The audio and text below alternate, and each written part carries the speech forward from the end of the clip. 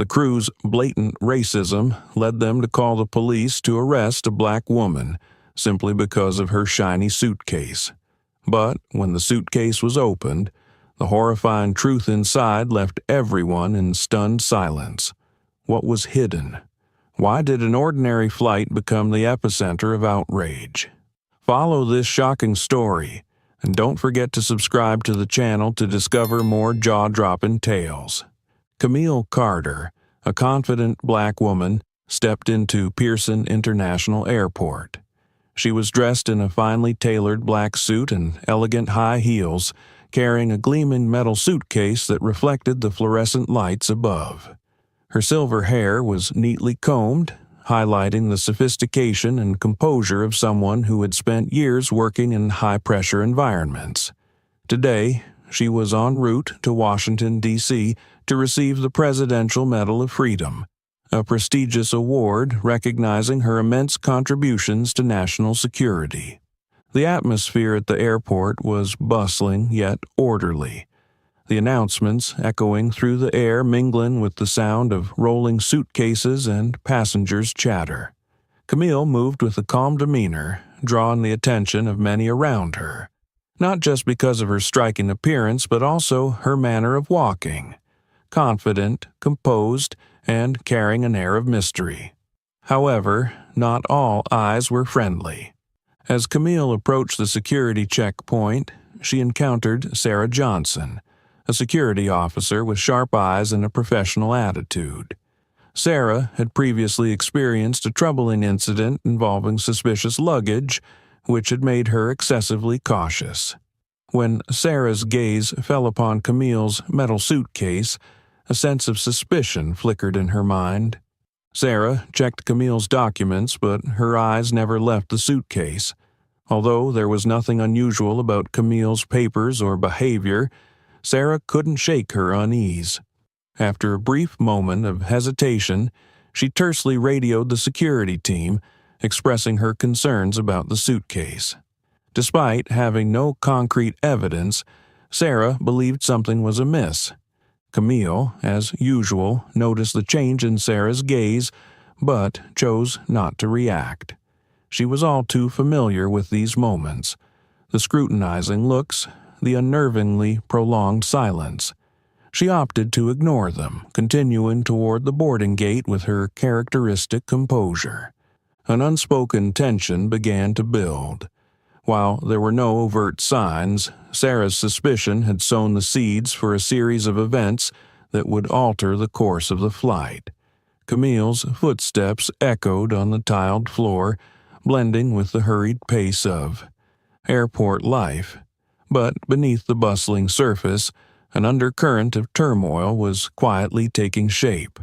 Camille approached the boarding gate, her steps remaining as composed and calm as ever, though her eyes briefly scanned the people around her. She realized that Sarah Johnson's silent suspicion might not end there.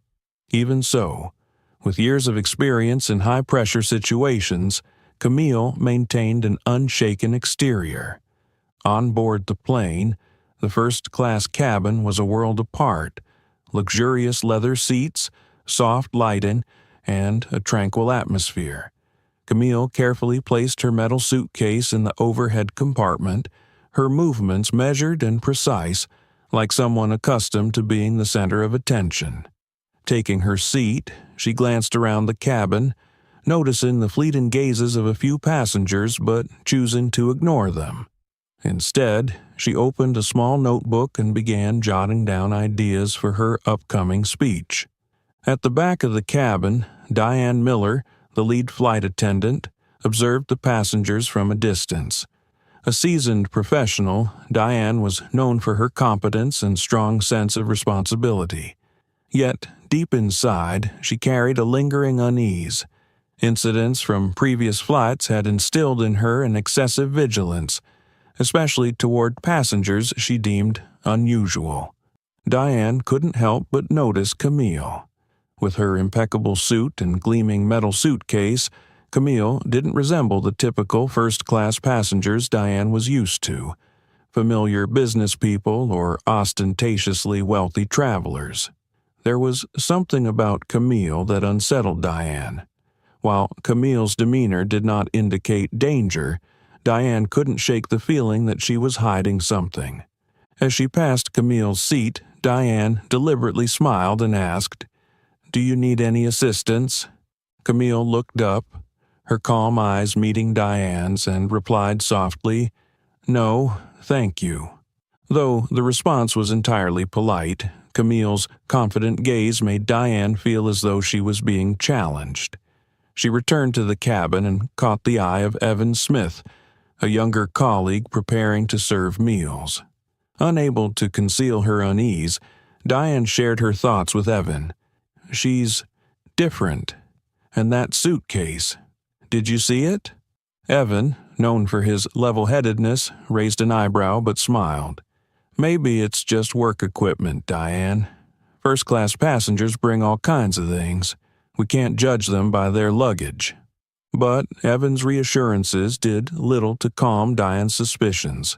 Memories of past incidents, an allegedly dangerous package, a passenger smuggling contraband, haunted her.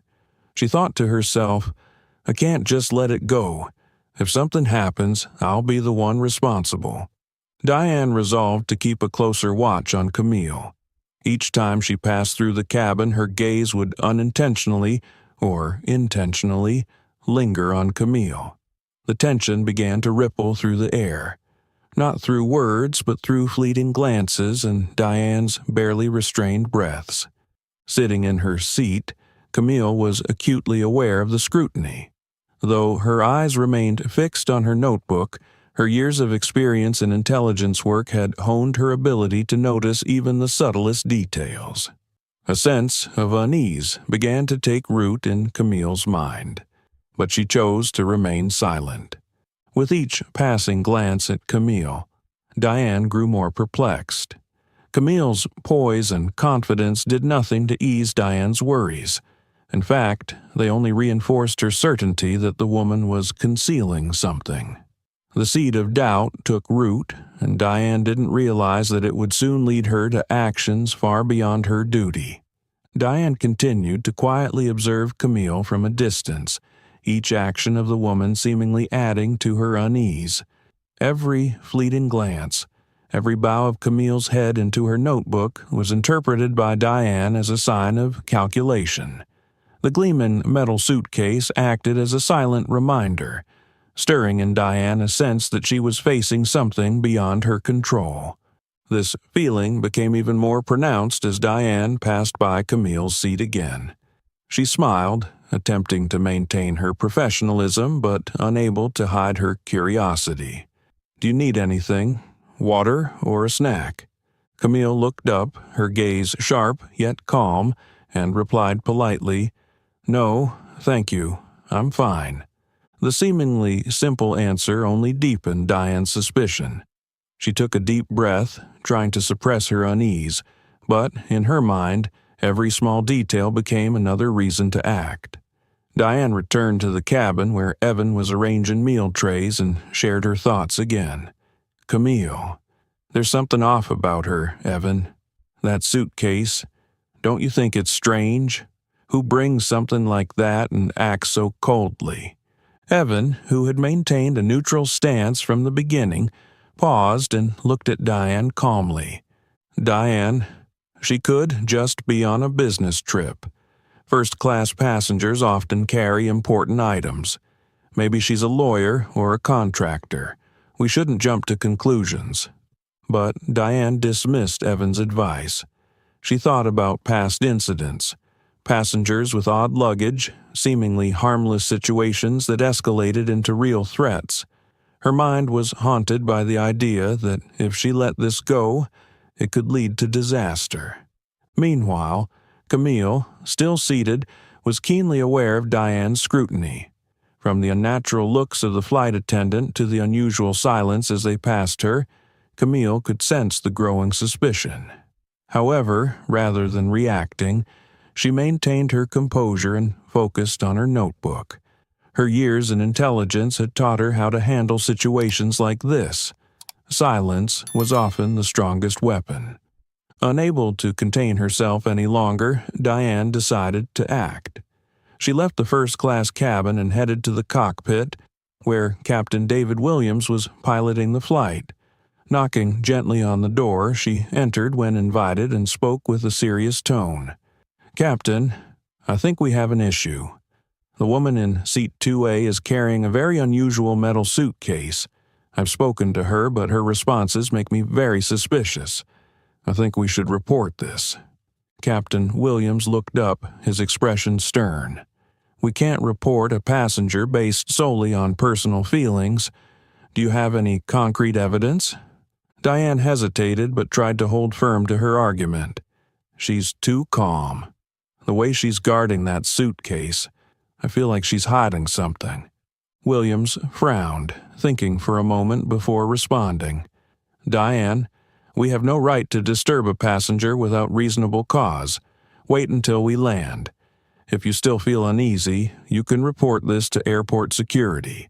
But until then, let everything proceed as normal." Diane left the cockpit feeling both frustrated and conflicted. The captain's refusal did little to quell her worry. She returned to the cabin, her eyes continuing to follow Camille. But now, Diane's tension wasn't just about the suitcase or Camille. It was also about herself. At this moment, Diane didn't realize that it was her suspicions, not Camille's actions, that were steadily becoming the catalyst for a series of unforeseen events. Diane stepped out of the cockpit with a troubled mind, but the weight of suspicion still bore down on her. She continued to watch Camille from afar, her gaze fixed on the gleaming metal suitcase neatly stored in the overhead compartment. Each time she walked past, Diane felt as though the light reflecting off the suitcase only amplified her unease. Although Captain Williams had refused to report the matter mid-flight, Diane knew she couldn't let it end there. As the plane prepared to land at Washington Dulles Airport, Diane whispered to another flight attendant, "I'm going to speak with airport security as soon as we land. I can't ignore this." Despite Evan's repeated attempts to persuade her to let it go, Diane clung tightly to her decision. The plane landed smoothly, but moments later, Captain Williams' deep yet firm voice echoed through the intercom.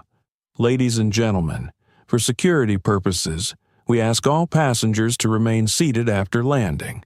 A minor issue needs to be resolved before disembarkation. Thank you for your cooperation." The cabin fell into a tense silence.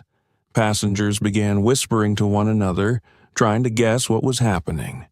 Camille remained calm, but she had a vague sense that she was the focus of this unexpected attention. A few minutes later, the sound of heavy footsteps echoed from the back of the plane.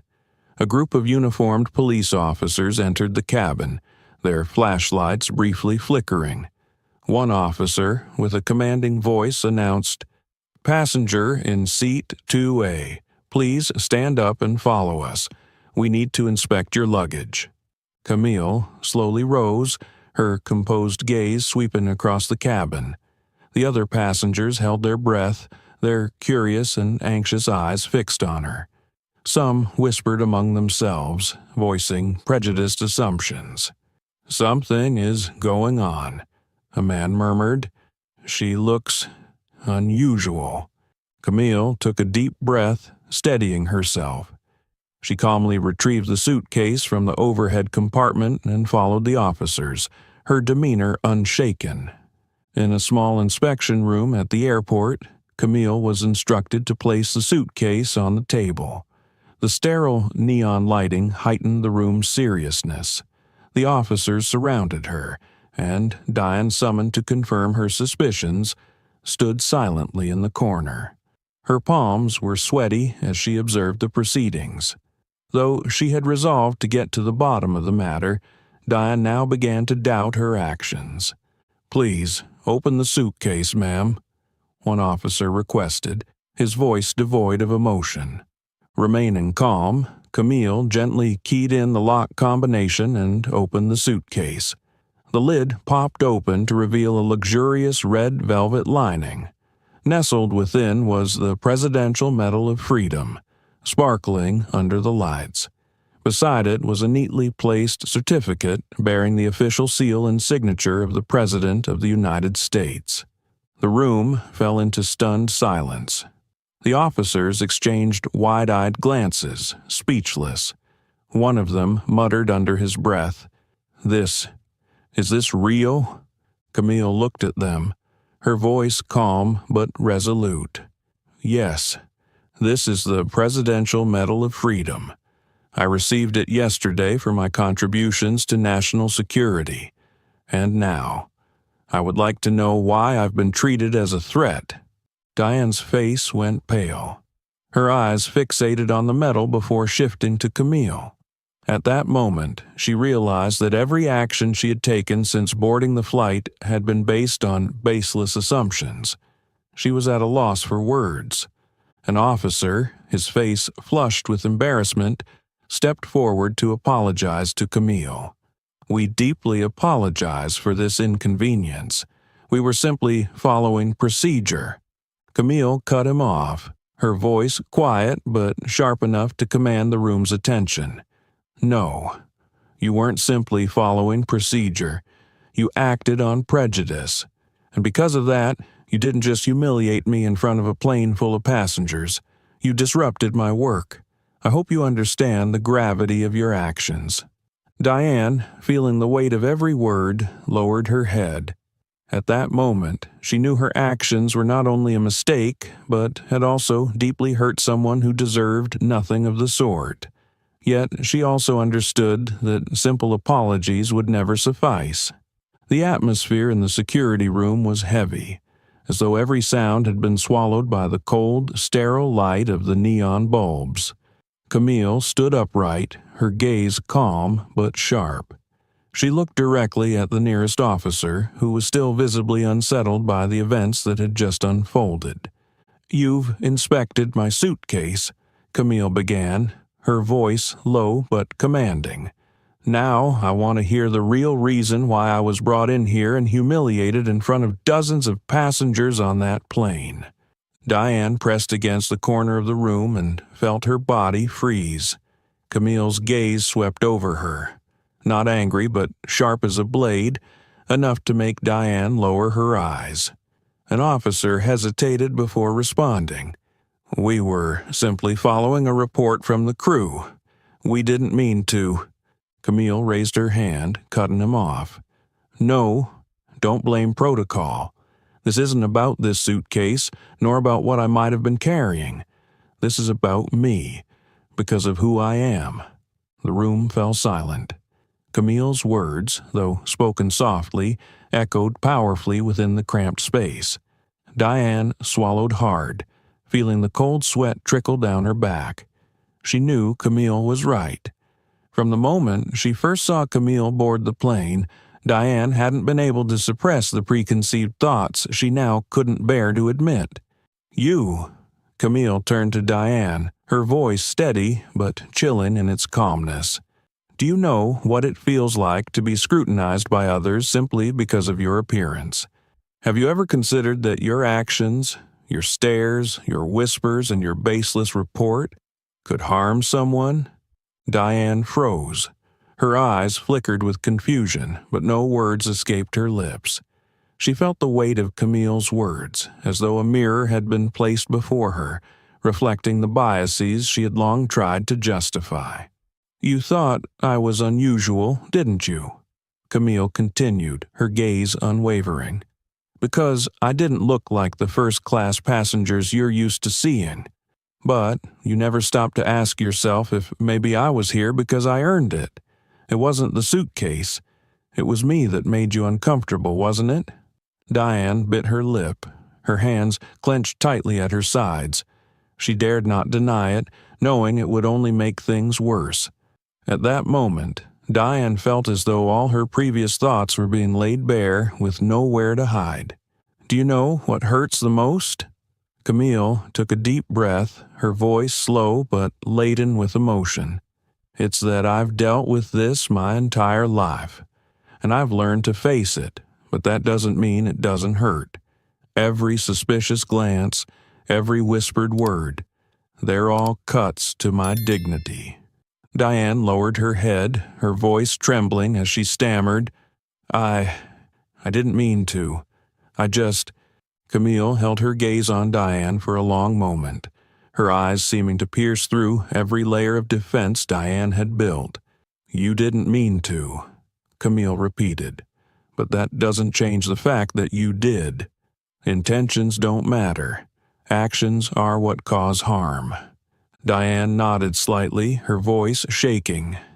I'm sorry. I didn't think I didn't realize. Camille didn't reply immediately. Instead, she simply looked at Diane, as if waiting for something more than vague apologies.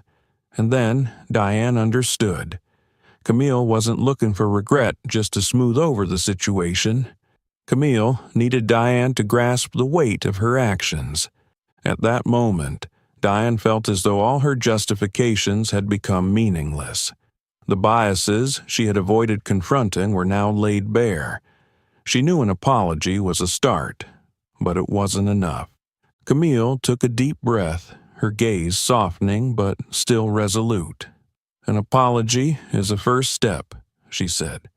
But the next step is for you to change. Not just for yourself, but for others too. Are you willing to do that? Diane nodded, her eyes showing genuine remorse. But Camille knew that time would tell the truth. For her, change had to come through action, not just words. The room fell silent. Camille glanced around, her gaze carrying a lesson that seemed to etch itself into each person present. Then she stepped out of the room, her head held high, her dignity not only intact but fortified. Camille stepped out of the security room, the radiant afternoon light at Washington Dulles Airport greeting her. Though outwardly she remained composed, a swirl of complex emotions churned within her. Exhaustion, disappointment, and resolve intertwined in her mind as the car carried her away from the airport toward her familiar home in Washington, D.C. The streets were bathed in the golden light of sunset, but Camille barely noticed. Her eyes gazed out the car window, the passing scenes mere blurred shadows in her mind. The incident at the airport, Diane's gaze, the officer's words, all played over in her head like a slow-motion reel. Every detail was a stark reminder that this wasn't just an isolated incident, but a manifestation of a far larger issue. When she arrived home, Camille stepped into her neatly kept house, a place that had always been her sanctuary after long, stressful days. The faint scent of lavender from a candle on the table eased some of her fatigue. But today, the familiar sense of comfort wasn't enough to dispel the weight in her heart. She placed the metal suitcase on the desk in her study, the light from the desk lamp reflecting off its polished surface. Inside the suitcase was still its precious content, the Presidential Medal of Freedom, a symbol of her relentless contributions. Yet today, instead of pride, it evoked deeper questions about how society valued those efforts. Lost in thought, Camille was startled by her phone vibrating. The screen displayed the name of an old friend and mentor she deeply respected, James Preston. Camille took a deep breath before answering. Camille. James's voice came through, warm and steady as always. I just heard about what happened at the airport. Are you okay? Leaning back in her leather chair, Camille gazed out the window as she replied, her voice tinged with fatigue but firm with determination. I'm fine, James, but this can't just pass quietly. It's not just about me. This is something I know many others are facing too. James paused for a moment as if carefully choosing his words. Then he replied, his tone firm but encouraging. You're right. This isn't personal. It's systemic. And if anyone can spark change, it's you, Camille. Turn your outrage into action. Let this be a beginning, not an end. James's words stirred something in Camille. She straightened in her chair, her gaze sharpening with purpose. After ending the call, she felt a wave of renewed determination wash over her. Camille opened her laptop and began to write. Line by line, she recounted the events at the airport. But she didn't stop there.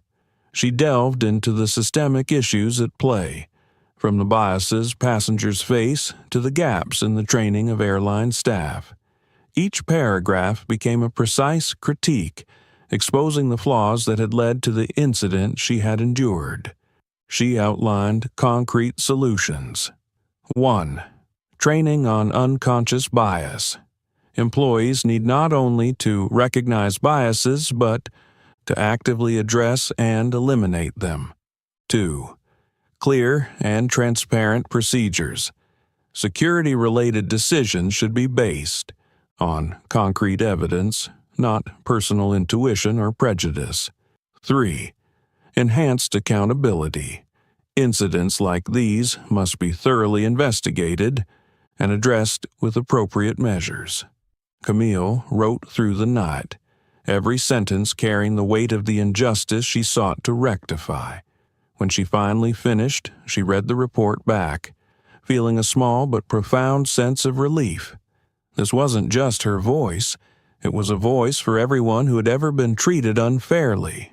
Camille set her pen down, her eyes resting on the suitcase. It was no longer just a container for a medal. Now, it symbolized her unwavering resolve, a resolve that wouldn't waver until real change was achieved. The next morning, Camille walked into the headquarters of Global Wings Airlines in downtown Washington, D.C.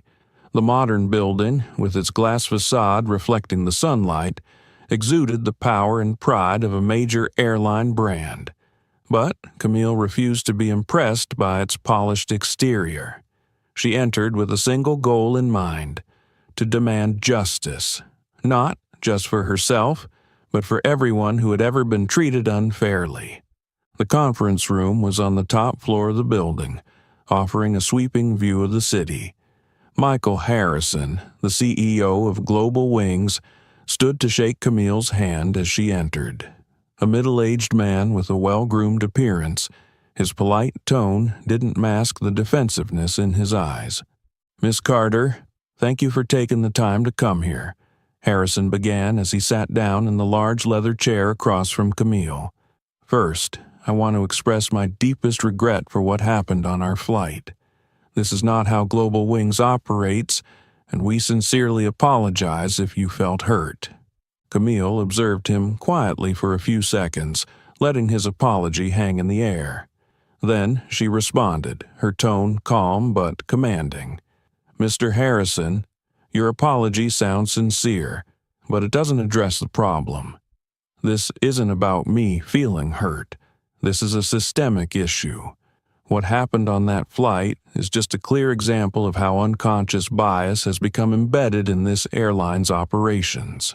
Harrison frowned slightly, clearly uncomfortable with the direction of the conversation. "Miss Carter, I understand your frustration, and we are thoroughly reviewing this incident.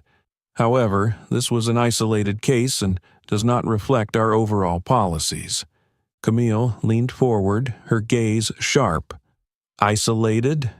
Do you honestly believe this was a one-off incident? Or are you saying that to minimize responsibility? Mr. Harrison, passengers like me, and many others, aren't treated this way by coincidence. It's the result of a culture that lacks awareness and accountability in addressing bias." Harrison tried to maintain his polite smile, but Camille could see his defensiveness growing.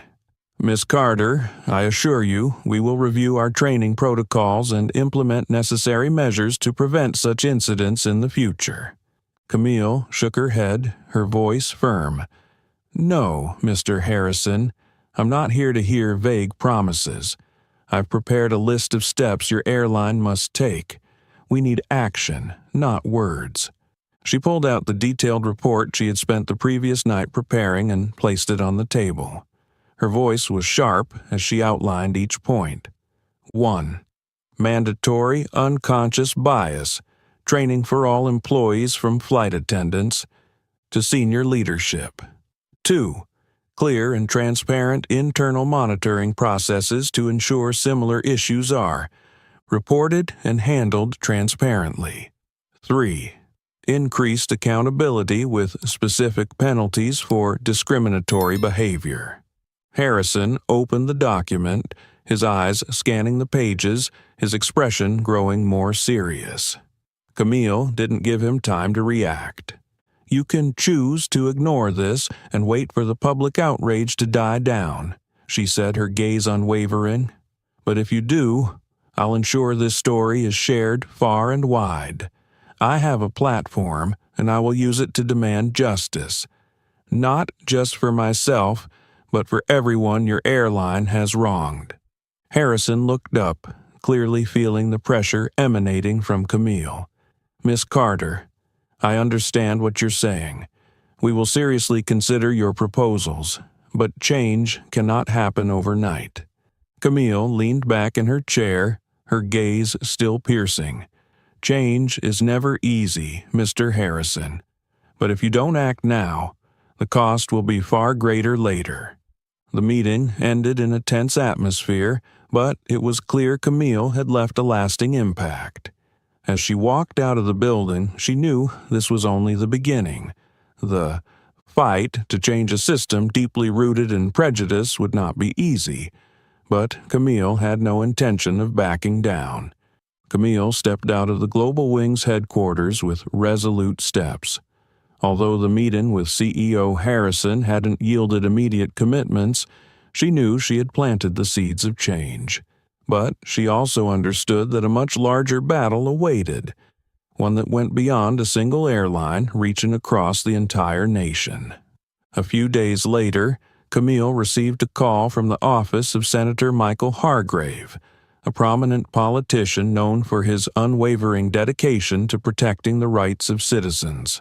Hargrave was in the process of drafting a bill titled the Passenger Dignity Act, aimed at reforming the airline industry to eliminate bias and ensure fair treatment of all passengers.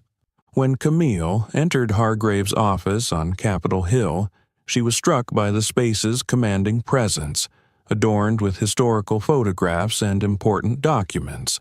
The senator, a middle-aged man with silver hair and a decisive demeanor, greeted her warmly with a firm handshake. "Miss Carter," Hargrave began, his voice deep and inspiring, "I've heard about what happened to you. What you experienced wasn't just a personal affront. It's a stark reminder that we must do more to build a fairer system. Your story is a powerful testament to why this bill needs to pass." Camille nodded, her eyes reflecting her determination. "Thank you, Senator. I'm ready to do whatever it takes to ensure no one else has to endure what I did." Hargrave smiled, as though he'd found the perfect ally. "I'd like you to testify at the upcoming hearing. Your story has the power to sway those who remain undecided."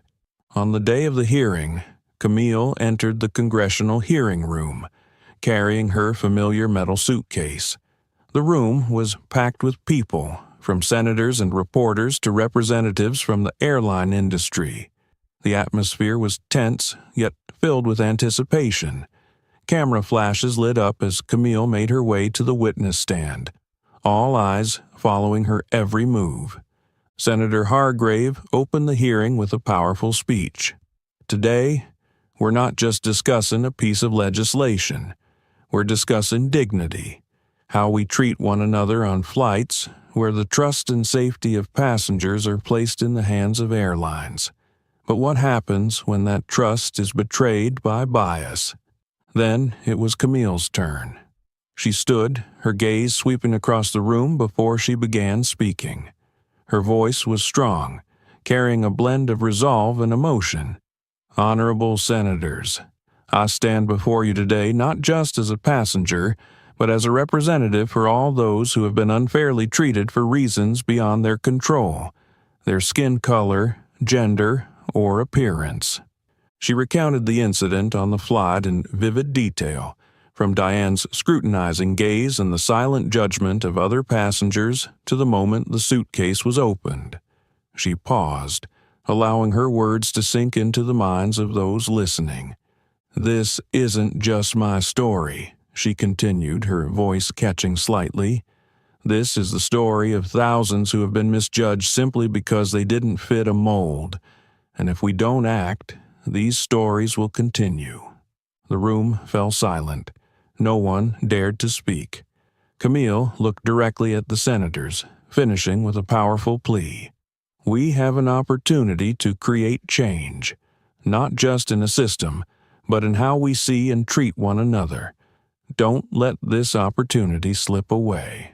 As Camille sat down, the room remained hushed. Then a single clap broke the silence, followed by a growing wave of applause. Reporters scribbled furiously, and the atmosphere in the room seemed to shift. Camille's story hadn't just moved emotions, it had ignited a collective resolve to act. After the hearing concluded, Senator Hargrave approached Camille, shaking her hand with a look of deep appreciation in his eyes. "You did incredibly well, Miss Carter. You didn't just speak the truth, you inspired us. This is the start of something significant." Camille smiled, but she knew this was only the first step. A long battle lay ahead, but today she had set a pivotal change in motion. The congressional hearing had unleashed a wave of strong public reactions. Major television networks replayed Camille's emotional testimony, and social media platforms were flooded with posts, videos, and comments about her story. However, as with any high-profile issue, not everyone was supportive. Alongside the praise for Camille's courage, some social media users began to criticize her. Many posts carried a skeptical tone, suggesting that Camille was blowing the incident out of proportion for attention. One person wrote, "She's just a passenger like anyone else. The airline was just doing its security duty.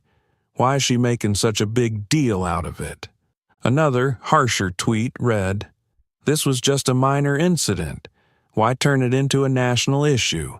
Seems like she's trying to profit off the attention." Such comments didn't surprise Camille.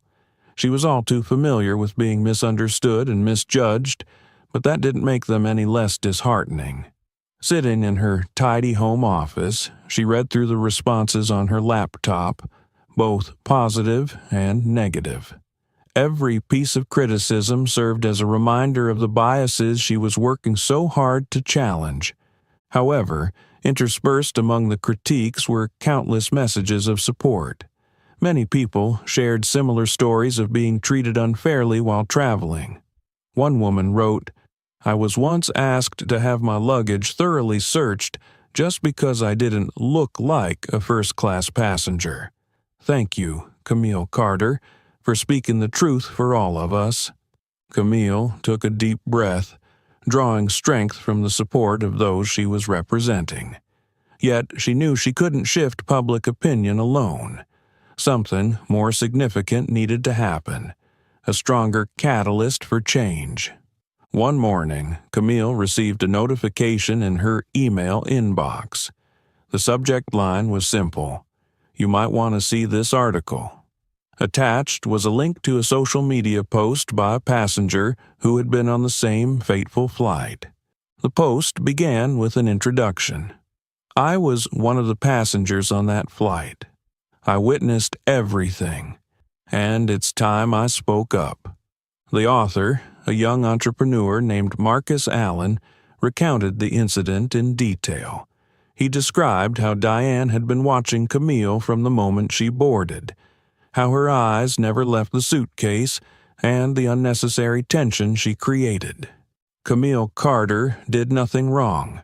The post read, "It's disgraceful that a passenger as respectable as her was treated this way simply because of bias. I was there, and I can confirm this was not a security issue. This was about prejudice." The post quickly went viral, garnering thousands of likes and shares. Supportive comments for Camille surged, and her story once again became a central topic of discussion.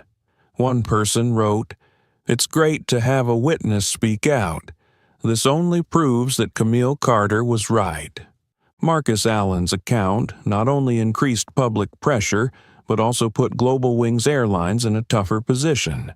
Journalists began demanding specific responses from the airline instead of the vague apologies they had previously offered. Diane Miller, who had remained silent since the incident, found her name prominently mentioned in media reports.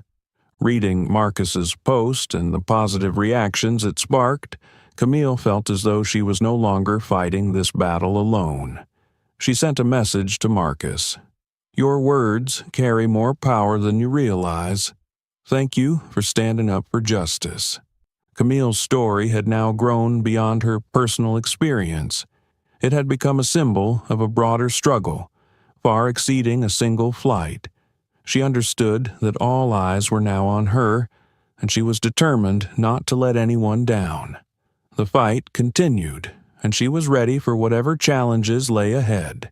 Public support for Camille's cause continued to grow, and mounting pressure from the media forced Global Wings Airlines to take more definitive action. Within a month of the congressional hearing, the airline announced the launch of a mandatory anti-bias training program for all employees. It was a first step in their commitment to change, and while many applauded the move, not everyone was on board. Diane Miller, who had been directly involved in the incident on the fateful flight, was also required to attend the first training session. On the appointed day, she entered a large conference room at Global Wings, where dozens of her colleagues were waiting. Glances darted in Diane's direction.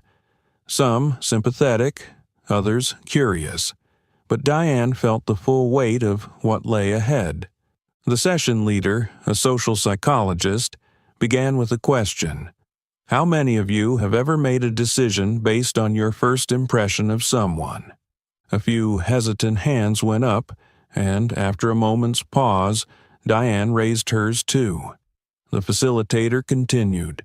Bias isn't an evil act we commit intentionally. It's a natural reflex. The problem arises when we fail to recognize it and let it dictate our decisions. Diane sat quietly as the facilitator shared examples, from discriminatory behavior in customer service to unconscious actions that caused harm.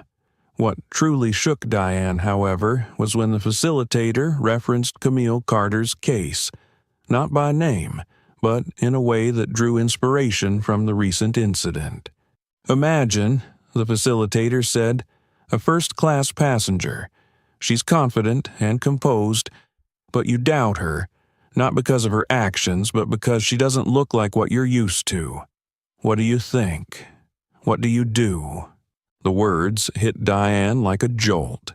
She vividly recalled each moment on the flight, her scrutinizing gaze, her whispers to a colleague, and her decision to report Camille.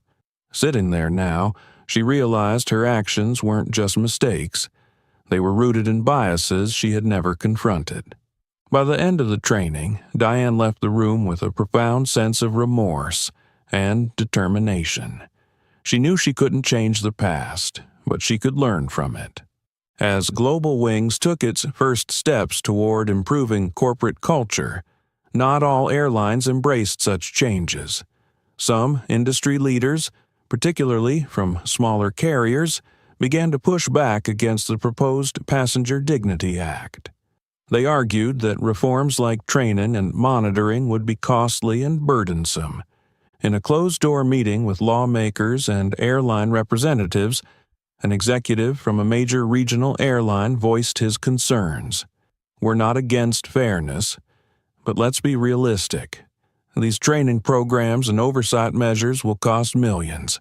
That's going to drive up ticket prices and strain airlines already under competitive pressure. Senator Michael Hargrave, leading the charge for the bill's passage, barely concealed his frustration. So, you're suggesting we maintain a system where passengers are mistreated because you're worried about expenses? Fairness isn't something we uphold only when it's convenient. Camille, seated beside Hargrave, listened intently to the debate.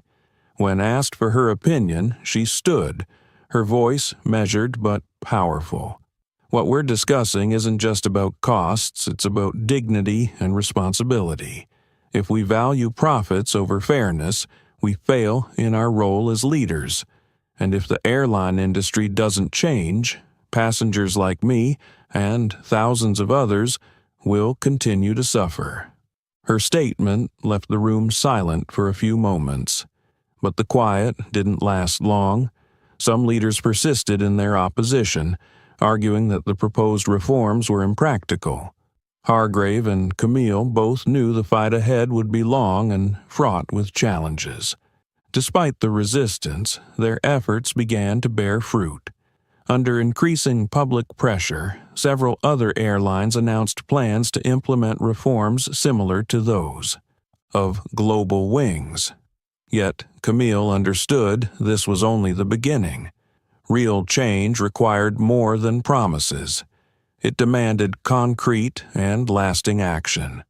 Meanwhile, Diane started taking small but meaningful steps to atone for her mistakes. She didn't just participate in training sessions. She also began sharing her story with colleagues as a reminder of how bias not only causes harm, but also undermines trust and fairness in their work. From a distance, Camille observed these changes and felt a glimmer of hope.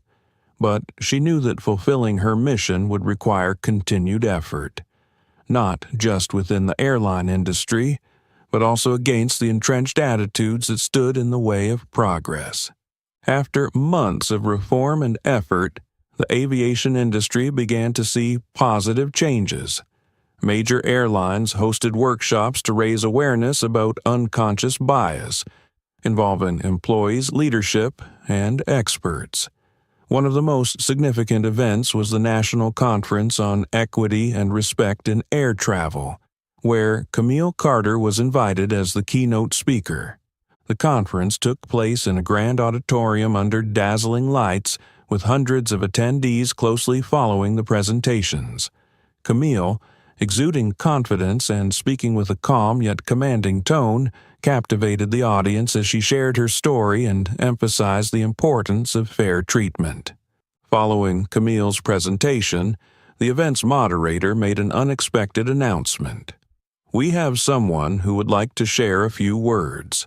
A flight crew member who has personally experienced and learned from one of the situations we're discussing today. Please welcome Diane Miller." The room fell silent. Diane stepped onto the stage, her face a mix of tension and resolve. Under the bright lights, she looked out at the audience before turning to Camille, seated nearby. Taking a deep breath, Diane began to speak. "First, I want to thank this conference for allowing me to speak," Diane said, her voice trembling slightly but filled with sincerity. "I'm here today not to make excuses but to acknowledge my mistakes." She paused, her gaze fixed on Camille. "Miss Carter, I want to offer you a public apology. On that flight, I allowed unconscious biases to dictate my actions. I doubted you, not because of anything you did wrong, but because I failed to overcome the stereotypes that society has ingrained in me. I was wrong, and I know this apology cannot undo what happened, but I hope it can be a step toward making things right." Diane continued, her voice growing steadier as she shared her journey since the incident. "Through the training sessions, I've learned that bias doesn't just harm others, it diminishes our humanity. I've come to understand that fairness isn't an abstract concept, but a daily responsibility we all share, and I am committed to upholding it." The room remained silent, the audience absorbing the authenticity of Diane's words. Camille stood, walked onto the stage, and faced Diane. At that moment, their eyes met, not with judgment or tension, but with mutual understanding. "Diane," Camille began, her voice calm yet filled with emotion, "I accept your apology. But remember, what matters most is not just words, but the actions we take from here onward. I hope you will continue to use this lesson to create change, not just for yourself, but for those around you." Camille turned to the audience, her voice resonating, strong and clear. "We cannot change the past, but we can learn from it to build a better future. This fight is not just mine or Diane's, it's ours. And if we truly commit, we can create the change the world needs." Applause erupted, hesitant at first, then growing into a standing ovation that filled the auditorium. Diane stepped off the stage, her face reflecting a mix of relief and determination. She knew that this public apology wasn't an ending. It was the beginning of a long journey. As the conference concluded, Camille left the auditorium with a sense of lightness. Diane had begun her path toward redemption, and Camille hoped she would not only transform herself but also serve as an example for others. For Camille, this wasn't a moment of personal victory, but a reminder that the work was far from over. Change doesn't come from a single event or a lone speech. It comes from the persistent effort of every individual. And Camille, as always, was ready to continue the journey. A crisp autumn morning bathed the windows of the Capitol building in gentle sunlight. Camille Carter sat in the guest section, her gaze steady as she watched the packed hearing room. All eyes were on the screen displaying the vote count. This was a pivotal day, the day that would determine the future of the Passenger Dignity Act, the culmination of months of tireless efforts by Camille, Senator Hargrave, and countless advocates for justice. When the final vote tally appeared, the room erupted into applause. The Passenger Dignity Act was passed with an overwhelming majority. Camille closed her eyes for a moment, letting the sense of relief wash over her. This wasn't just her victory. It was a triumph for everyone who had ever suffered from bias and injustice. Senator Hargrave approached her, a radiant smile lighting up his face. "We did it, Miss Carter," he said, his eyes gleaming with pride. Camille nodded, her voice calm yet filled with emotion. "This is just the beginning. The real work starts now, ensuring that what we've achieved is implemented properly." A few days later, Camille received a handwritten letter from a woman she had never met. The simple, heartfelt script carried immense emotion. "Dear Miss Carter, I want to extend my deepest thanks to you. Last year, my son, just 10 years old, was treated unfairly at an airport security checkpoint. I didn't know what to do but remain silent and endure. But when I saw you stand up and speak the truth, I felt like I, too, had a voice. Yesterday, when I told my son that the bill had passed, he smiled and said, 'Now they won't look down on us anymore. Thank you for standing not only for yourself, but for all of us.'" As Camille finished reading, a wave of emotion surged through her. She placed the letter on her desk, her gaze resting on the familiar metal suitcase, a symbol of her long, arduous journey. At this moment, more than any other, she was reminded of the profound importance of continuing the fight. Weeks later, Camille prepared to board another flight, this time as an advisor to the newly formed Aviation Equity Commission. At the boarding gate, she noticed a young boy and his mother, perhaps the ones who had written the letter. The boy turned to Camille, his eyes lighting up in recognition. Camille knelt slightly, smiled, and said, "You are the reason I keep doing this." She boarded the plane, the soft light streaming through the window casting a glow over her resolute face. Camille took her seat and gazed out at the clear blue sky ahead. She knew this journey had no end. There was still much work to be done, countless voices waiting to be heard, and many changes yet to be made. But she also knew that with every small step forward, a fairer future was coming into view, and Camille Carter, with unshakable determination, was ready to continue her journey, for justice, for dignity, and all those looking to her for hope. As the plane ascended into the vast sky, it symbolized hope and the limitless possibilities that lay ahead.